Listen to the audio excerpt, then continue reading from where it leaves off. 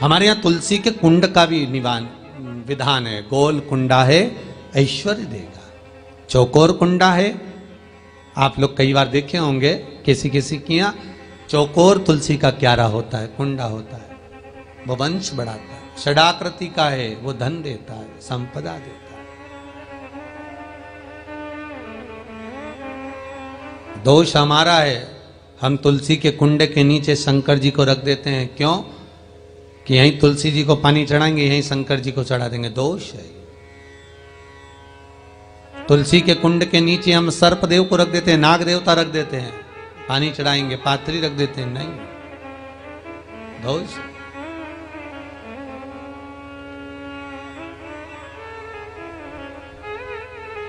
उसका दोष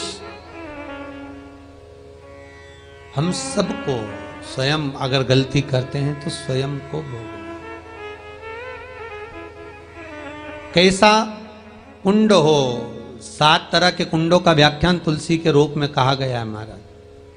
पहला गोल, दूसरा चौकोर, तीसरा षडाकृति, चौथा त्रिवेणी, 3 कोने वाला कुंडा। शास्त्र कहता है जिसके मार्ग घर में टुकड़े हो रहे हों, घर विभाजन की ओर हो रहा हो, तो 3 कोण का कुंडा घर में रखकर पूजा करने पर परिवार एक हो जाता है। 5वां, गार्डन में बिना कुंडे का, बिना कुंड का जो तुलसी का पौधा रोपित होता है, बिना कुंड के एक बगीचा जैसा बो दिया जाता है, तुलसी तुलसी उत्पन्न हो जाती है। महाराज वहां पर संपदा तो रहती है पर चिंता बहुत रहती है, टेंशन बहुत रहता है। क्यों? घर के दरवाजे के बाहर इतनी सारी बगीचे में तुलसा कर दी। कोई निकल कर जा रहा था, उसने थूक दिया, कोई निकल कर जा रहा था, उसने पानी डाल दिया, कोई श्वान ने, कुत्ते ने, किसी ने, बिल्ली ने गंदगी कर दी, उसका दोष आपको लगेगा। इसलिए कुंड के अंदर तुलसा का, तो वो धन तो देगा, जो तुमने बगीचे में तुलसा लगाई है, गार्डन तुलसा का करा, वो धन तो देगा, संपदा भी देगा, पर चिंता को बढ़ा देगा। 5वां,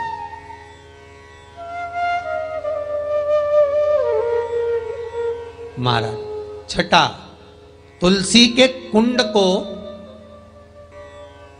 3 धार पर लटका कर रखना। कई जगह पर आपने देखा होगा तुलसी का जो कुंडा होता है उसको 3 जो तार होते हैं, 3 जो चेन होती है, उस पे लटकाया जाता है। महाराज विष्णु पुराण उसका भी व्याख्यान करती है। महाराज वहां व्यक्ति के कार्य उन्नति की सीढ़ी की ओर बढ़ जाते हैं। जैसे भोजन की थाली लग गई, भोजन तैयार हो गया, बस खाने बैठे हो और थाली खसक गई, समझ लेना कि तुलसी को अधर पर लटका कर रखा है। इसलिए कार्य तो हो रहे हैं, बनने वाले हैं, 4 दिन बाद ये काम होने वाला है, 8 दिन बाद ये काम होने वाला है, लग रहा है कि इसमें इतना फल मिलेगा, लग रहा है इस व्यापार को करेंगे तो इतना फायदा हो जाएगा, सब कुछ करा, लाखों रुपए लगा भी दिए, थाली मालूम पड़े खसक गई, अधर लटका है तुलसी। 7 क्रम है तुलसी के, ये 6ठा क्रम बताया। तुलसी का 7वां क्रम,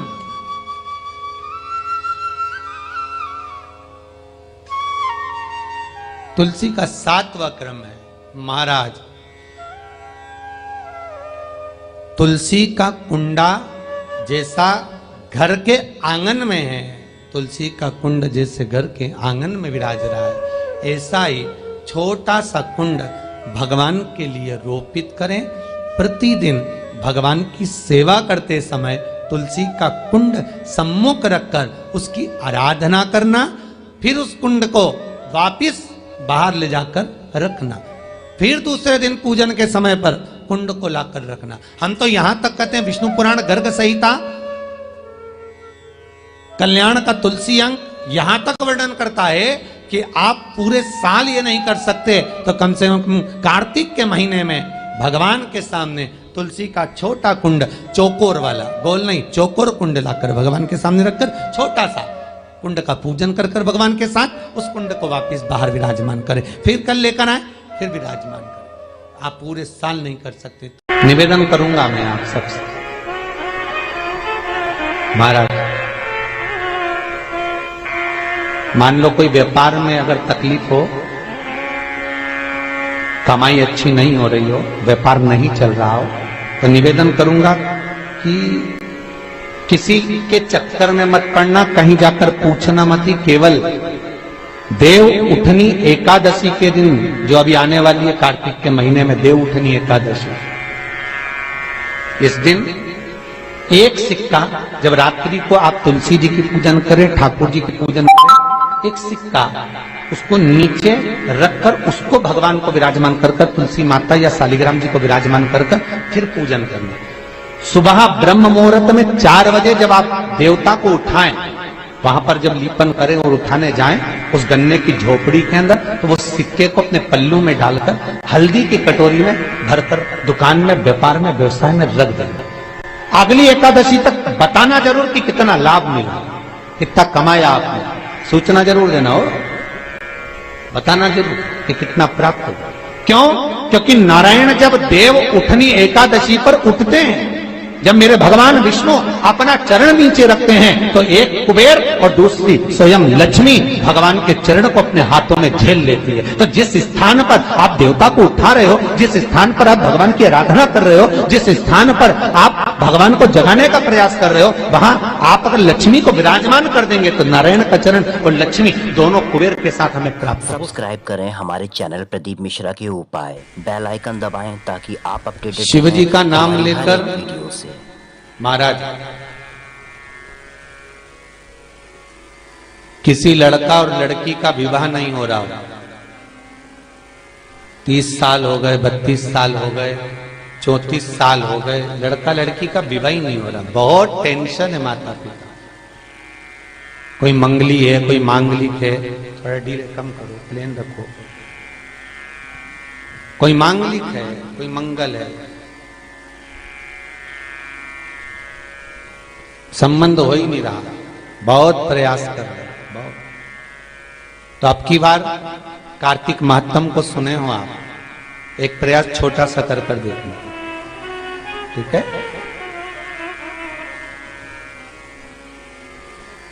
चार दिशा का स्मरण करिए, पूरब पश्चिम उत्तर दक्षिण का। हथेली पर आटे का दीप लगाइए, घी भर लीजिए और 4 बत्ती उसमें अलग अलग रख लीजिए। महाराज थोड़ा सा पीला चावल हल्दी में कर कर उसमें डाल लीजिए। जो लड़का और लड़की का विवाह करना उसी के हाथ में देना है। और देव उठनी एकादशी के दिन, जिस दिन देवता उठेंगे, जिस जगह पर तुलसी शालिग्राम का आप पूजन करते हो, गन्ने के नीचे, ईख के नीचे तुलसी का क्यारा रखकर पूजन करते हो, वहां पर भगवान शिव और भगवान नारायण का नाम लेकर उस दिए को रगवा दीजिए और वहीं पर हल्दी का तिलक उस लड़का या लड़की का कर दीजिए और उसके हाथ में थोड़ी सी हल्दी लगा दीजिए। महाराज 2.5 महीने 3 महीने तो बहुत हो गए, उस बच्चा और बच्ची का विवाह पक्का हो जाता। आज भी कहते बेर भाजी आंवला उठो देव सांवल। चरण, पहला चरण जब नारायण पृथ्वी पर अर्थात आंवले के वृक्ष पर बैठकर आंवला नौमी से साधना करते हुए नेत्र बंद कर कर देव उठनी एकादशी तक भगवान तब साधना से जब पहली बार उठकर चरण रखते हैं, तो मेरे नारायण का पहला चरण भगवान कुबेर भंडारी अर्थात कुबेर स्वयं कुबेर देव भगवान हाथ में ले लेते और दूसरा चरण माता लक्ष्मी ले। देखिए भगवान नारायण के एक चरण को हाथ में ले रहे हैं, दूसरे चरण को लक्ष्मी ले रहे हैं। निवेदन करूंगा मैं आप सबसे, महाराज सब्सक्राइब करें हमारे मान चैनल लो कोई प्रदीप व्यापार मिश्रा में के अगर उपाय। तकलीफ हो, बेल आइकन दबाएं ताकि आप अपडेटेड रहें। कमाई अच्छी नहीं हो रही हो, व्यापार नहीं चल रहा हो, तो निवेदन करूंगा कि किसी के चक्कर में मत पड़ना, कहीं जाकर पूछना मत ही। केवल देव उठनी एकादशी के दिन, जो अभी आने वाली है कार्तिक के महीने में देव उठनी एकादशी, इस दिन एक सिक्का, जब रात्रि को आप तुलसी जी की पूजन करें, ठाकुर जी की पूजन करें, एक सिक्का उसको नीचे रखकर उसको भगवान को विराजमान कर कर, तुलसी माता या शालिग्राम जी को विराजमान कर कर फिर पूजन करना। सुबह ब्रह्म मुहूर्त में 4 बजे जब आप देवता को उठाएं, वहां पर जब लीपन करें और उठाने जाएं, उस गन्ने की झोपड़ी के अंदर, तो वो सिक्के को अपने पल्लू में डालकर हल्दी की कटोरी में भरकर दुकान में, व्यापार में, व्यवसाय में रख दें। अगली एकादशी तक बताना जरूर कि कितना लाभ मिला, कितना कमाया आपने, सूचना जरूर देना हो, बताना जरूर कि कितना प्राप्त हो। क्यों? क्योंकि नारायण जब देव उठनी एकादशी पर उठते हैं, जब मेरे भगवान विष्णु अपना चरण नीचे रखते हैं, तो एक कुबेर और दूसरी स्वयं लक्ष्मी भगवान के चरण को अपने हाथों में झेल लेती है। तो जिस स्थान पर आप देवता को उठा रहे हो, जिस स्थान पर आप भगवान की आराधना कर रहे हो, जिस स्थान पर आप भगवान को जगाने का प्रयास कर रहे हो, वहां आप अगर लक्ष्मी को विराजमान कर देंगे तो नारायण का चरण और लक्ष्मी दोनों कुबेर के साथ हमें प्राप्त हो सकते, हमें मिल सकते, भगवान से नहीं। महाराज भगवान शिव ने रिझाया, भगवान नेत्र खोले, शंकर का दर्शन किया, और शिव का दर्शन कर कर भगवान आज नेत्र खोलकर लक्ष्मी से कहते हैं, लक्ष्मी आज के दिन मैं अपनी निंद्रा से त्यागा हूं, आज का दिन संसार में मंगलकारी होगा और शुभ फल देने वाला होगा, जिसके द्वार पर दीप लगाया जाएगा। आज देव उठनी एकादशी के दिन, इसलिए आज आतिशबाजी होती है, नगाड़े बजते हैं, घर के दरवाजों पर दिया लगाया जाता है। आज के दिन जिसके द्वार पर दीप लगेगा, मेरी पूजन होगी, उसके घर में समृद्धि लक्ष्मी की कमी ना हो। चल लक्ष्मी, आज अपन भ्रमण के लिए चलते हैं। शंकर नंदी पर पार्वती के साथ बैठे और भगवान नारायण लक्ष्मी के साथ बैठे गरुड़ पर, दोनों बैठे और दोनों निकल गए अपने अपने मार्ग से। अब इनका जब मिलन होगा, वो मिलन आज का नहीं है, वो मिलन होगा बैकुंठ चतुर्दशी के, हरि और हर का मिलन। अब दोनों निकल गए। 1 रुपए कमाओ, 1.25 रुपए खर्च होता हो, पैसा हाथ में नहीं दिखता हो, तो शिव महापुराण में बड़ा सुंदर वर्णन किया गया से दीप महत्व का। घर में 2 दिए हमेशा रखना चाहिए, घी का दिया हो चाहे तेल का दिया। ज्यादा से ज्यादा दियों को बदलना नहीं चाहिए। जैसे मालूम पड़े आज ये वाला दिया लगा दिया, फिर 15 दिन चला उसको फेंक दिया, दूसरा दिया लगा दिया। शास्त्र कहता है, शिव महापुराण कहती है, जिसके घर में दिया एक लेता है और वही दिए में निरंतर बत्ती लगती रहती है, तो उसके घर में संपदा की वृद्धि होती रहती है। दिया ज्यादा नहीं लगता, संपदा की। बेलपत्री के पेड़ के नीचे सोमवार के दिन किसी ब्राह्मण को यदि या ब्राह्मण के बालक को खीर का भोजन करा दिया जाए, और यदि ये भी नहीं करा सकते तो सोमवार की सोमवार शाम के समय अगर बेलपत्र के पेड़ के नीचे घी का दिया लगाकर आए, 5 सोमवार लगाकर आइए, अपने आप लक्ष्मी में बरकत बनना चालू हो जाती है, संपदा बढ़ना चालू हो जाती है। क्यों? रुद्राक्ष का वृक्ष भगवान शंकर के नयन अश्रु से बना है, और बेलपत्री का वृक्ष माता पार्वती के नयन अश्रु से। इसलिए बेलपत्री के पेड़ के नीचे शाम को दिया लगाने से लक्ष्मी की प्राप्ति होती है। व्यापार नहीं चलता तो लक्ष्मी आती है, कहीं पैसा डूब गया तो लक्ष्मी प्राप्त होती है। हजारों लाखों गुना पुण्य बेलपत्री के पेड़ के नीचे की मिट्टी का शिवलिंग बनाकर पूजन करने से प्राप्त हो जाता है। हजारों लाखों गुना पुण्य। जिस लड़का लड़की का विवाह नहीं होता, बेलपत्री के पेड़ के नीचे शिवलिंग का निर्माण कर कर, उसका पूजन कर कर, आराधना कर कर, घी का दिया लगाकर शंकर भगवान के शिवलिंग का विसर्जन शाम के समय करे।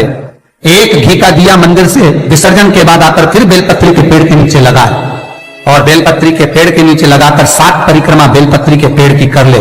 झोली पसार कर प्रणाम करके बेलपत्री के पेड़ के नीचे की मिट्टी को सिर पर लगा ले और चले जाए, 3 से 4 महीने के अंदर उसका विवाह पक्का हो जाता है महाराज। ये साधारण नहीं है। लक्ष्मी तू इसके नीचे निवास है, इस बेलपत्र के नीचे तेरा निवास है, तो यहां रहे।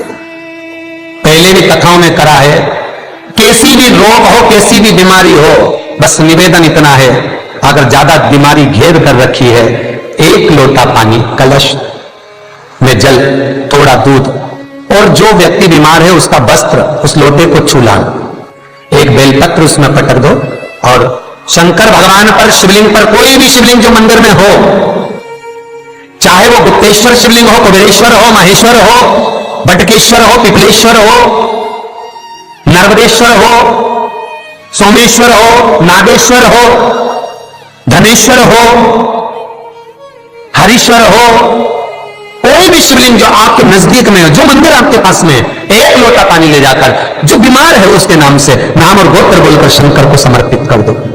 महाराज मुझे पूर्ण विश्वास है मेरे शिव पर आराम लग जाएगा, लगभग आधा घंटा, 1 घंटा, 2 घंटे। शंकर को 12 महीने शिवरात्रि आती है, हर महीने शिवरात्रि आती है। किसी भी महीने की शिवरात्रि को यमुना का जल और गंगा का जल दोनों एक साथ जब चढ़ाते हैं तो मनुष्य की मनोकामना 3 महीने के अंदर पूरी हो जाती है महाराज, 3 माह। इसलिए आज भी लोग मानसी गंगा के तट पर जो चकलेश्वर महादेव हैं, उनको जल चढ़ाने के लिए यमुना जी का जल कावड़ में भर कर ले जाते हैं। कावड़ कहां लेकर जाते हैं? चकलेश्वर महादेव पर। यमुना मथुरा से जल गोवर्धन लेकर जाते हैं चकलेश्वर महादेव पर। चकलेश्वर महादेव यमुना का जल लेकर जाते हैं। शास्त्र कहता है मानसी गंगा के तट पर, गिरि गोवर्धन जी की परिक्रमा में जो मानसी गंगा पड़ती है, मानसी गंगा के तट पर चकलेश्वर महादेव विराजमान है। यमुना जी का जल भरकर जो प्रदोष के दिन चकलेश्वर महादेव को 3 बेलपत्र, 1 शमी का पत्र उसमें कलश में डालकर, 7 चावल के दाने उसमें डालकर, जिस व्यक्ति से पैसा लेना हो वो नहीं दे रहा हो, रुपया अड़ गया हो, कहीं व्यापार में डूब गया हो, धन नहीं आ रहा हो, वो जल जो शंकर जी को, चकलेश्वर महादेव को समर्पित कर देता है, उसका धन गया हुआ 6 महीने के अंदर उसके पास वापस प्राप्त हो जाता है। चकलेश्वर महादेव। मैं फिर निवेदन करूंगा, जीवन में अगर दुख है, तकलीफ है, कष्ट है ज्यादा, तो शमी वृक्ष की 108 पत्तियां, 133 पत्तियां, 111 पत्तियां, शमी वृक्ष की पत्तियों को लो, शंकर भगवान पर समर्पित करो, फिर जल चढ़ाओ, फिर समर्पित करो, फिर जल चढ़ाओ, फिर समर्पित करो, फिर जल चढ़ाओ। 133, 111, 122 जितनी बार बन सके समर्पित कर कर आपका दुख शिव से कहो, शंकर सुख देगा, ये सुख देगा। कई लोग कहते हैं भगवान शंकर को भांग प्रिय है। शिवरात्रि के दिन लोग रात भर भांग घोट के शंकर भगवान का नाम ले लेके खूब पीते और बदनामी मेरे भोलेनाथ की करते कि शंकर जी का प्रसाद है। जितने लोग कहते हैं कि शंकर को भांग प्रिय है, कहीं एक जगह पर शिव महापुराण में लिखा हुआ बता दो कि शंकर को भांग प्रिय है, कहीं एक जगह पर। और शिव पुराण जाने दो तो लिंग पुराण के अंदर बता दो, कहीं पद्म पुराण में, अग्नि पुराण में, नर्मदा पुराण में, भविष्य पुराण में, नारद पुराण में, बरहा पुराण में, जहां तुमको मिल जाए वहां लिखा हुआ बता दो कि शंकर को भांग प्रिय है। तो फिर क्यों देवता का नाम बदनाम करना? कई लोगों ने शंकर जी के ऐसे ऐसे फोटो बना रखे कि शंकर जी गांजा पी रहे हैं। ओ भैया, पीना तुमको है, नाम उसका बदनाम कर दो। कई जगह पर भगवान शंकर के ऐसे चित्र बना दिए कि शिव को भांग की प्रियता है। बेलपत्र यदि लक्ष्मी प्रदान कर रहा है, बेलपत्र यदि आपको संपदा प्रदान कर रहा है, तो शमी पत्र आपको वैभव प्रदान कर रहा है। शमी पत्र आपके जीवन में सुख का अनुभव करा रहा है। शमी पत्र आपके जीवन में अटके हुए काम को सिद्ध करा रहा है। वैभव, कार्य सिद्धि, सुख, ये शमी पत्र प्रदान करता है। इसीलिए बेलपत्र तो केवल भगवान शंकर को चढ़ती है, बेलपत्र गणेश जी को चढ़ती है, देवी को बेलपत्र, और शमी पत्र एक ऐसा पत्र होता है, 33 कोटि देवता शमी पत्र को पाने के लिए, 33 कोटि देवता शमी पत्र के सुख का आनंद पाते हैं। दोस्तों, आशा है गुरुजी द्वारा बताई गई विधि और उपाय आपके जीवन में परिवर्तन जरूर लाएंगे। और हाँ, वीडियो को लाइक और चैनल को सब्सक्राइब करके भी जरूर जाइएगा आगे भी ऐसे ही मनोकामना पूर्ति उपायों के लिए। ओम नमः शिवाय।